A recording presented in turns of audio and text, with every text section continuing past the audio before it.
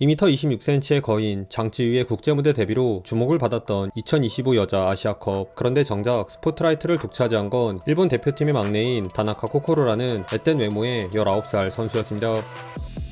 초등학교 시절 농구에 흥미를 보였던 2006년생 다나카 코코로는 중학교에 진학할 즈음 본격적으로 농구공을 잡았습니다. 오사카의 카고 클럽에서 기본적인 드리블 스킬과 스피드를 살린 돌파, 원하는 순간 자신있게 올라가는 풀업 점퍼같이 다채로운 기술들을 연마했는데요. 카고 클럽 유튜브 채널에 가면 과거 다나카가 훈련하는 영상들을 찾아볼 수 있는데, 그때부터 이미 남다른 리듬의 드리블과 크로스오버, 스텝백, 몸의 밸런스를 바꾸는 쉬프트 동작 등 상당 부분 완성되어 있다는 걸 확인할 수 있죠. 이렇게 기본기를 갈고 닦은 다나카는 농구 명문인 오카학원 고등학교에 진학하면서 전국구 유망주로 각광받기 시작했는데요.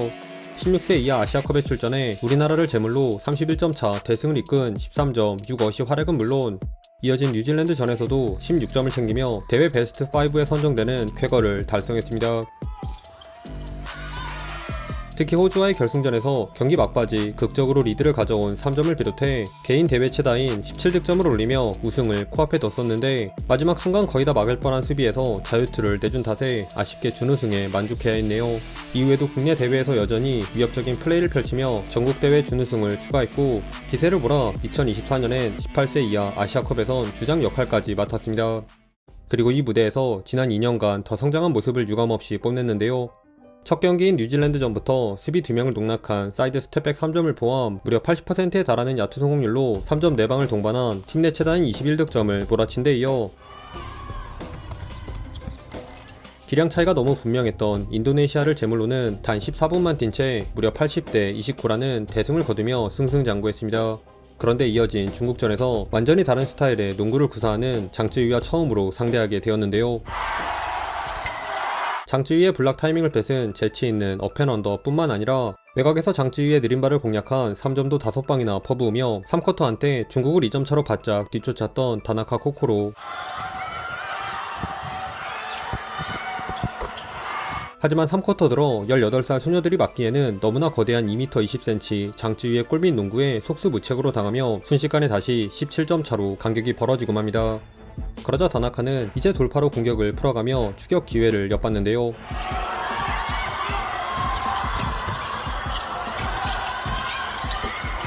재치있는 푸더크가 돋보인 터프한 턴어라운드 플로터에 헤지테이션에 이은 크로스오버로 매치업의 발목을 접수한 스텝백 3점도 적중시키며 28득점을 기록했으나,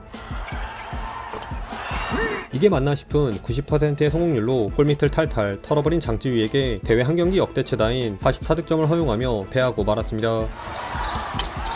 그럼에도 중국한테 뺨맞고 대만에게 화풀이하는데 성공한 다나카는 24득점을 올리며 준결승전에 진출했으나,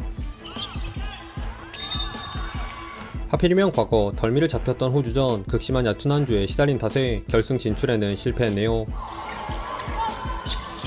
그 와중에도 이어진 우리나라와의 3, 4위전에선 또 쾌조의 컨디션을 자랑하며 드라이빙 레이업, 미드레인지 스텝백, 캐치앤 3점 등 다양한 득점 루트를 대방출.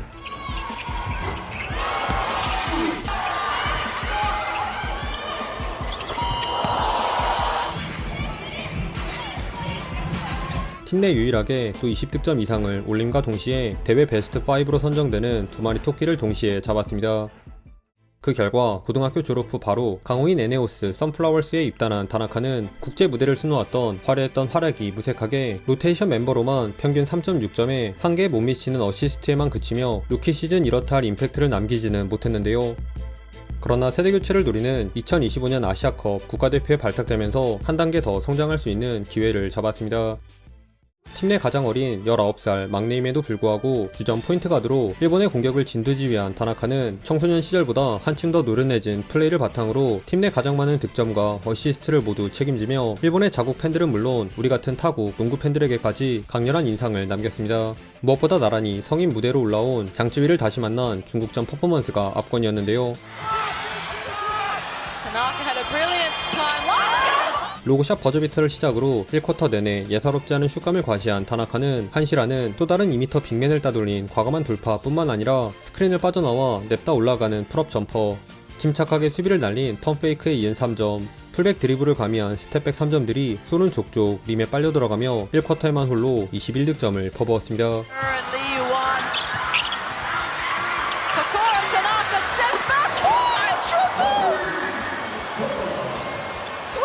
points in the first term. 여기에 위기의 순간마다 나온 동료들의 외곽 지원, 중국의 거인들을 귀찮게 한 베테랑 언니들의 파워풀한 수비 헌신이 더해지며 강력한 우승 후보였던 중국을 잡아내고 극적으로 결승전 티켓을 거머쥘 수 있었죠.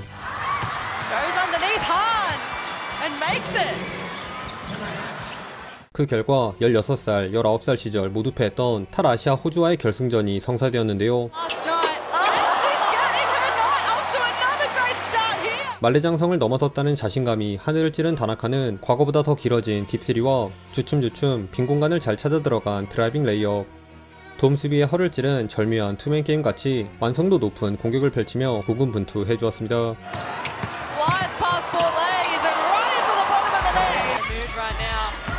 Oh, she gets past it with ease. 특히 14점 차로 끌려가던 이 쿼터 막판 수비가 종돈되기 전 올라간 속공 3점을 기점으로 장기인 왼쪽 돌파에 이은 영리한 스쿨 레이업을 비롯해 후반 들어선 본인에게 몰리는 수비를 피해 언니들의 찬스까지 잘 봐주며 경기를 원점으로 되돌리는 저력을 보여줬죠. Here's Tanaka. Scoreless in the second half so far. Miyazawa, she's really turned it on. Tanaka gets swatted away. Takada, wide open. Straight three tries. Here comes Japan.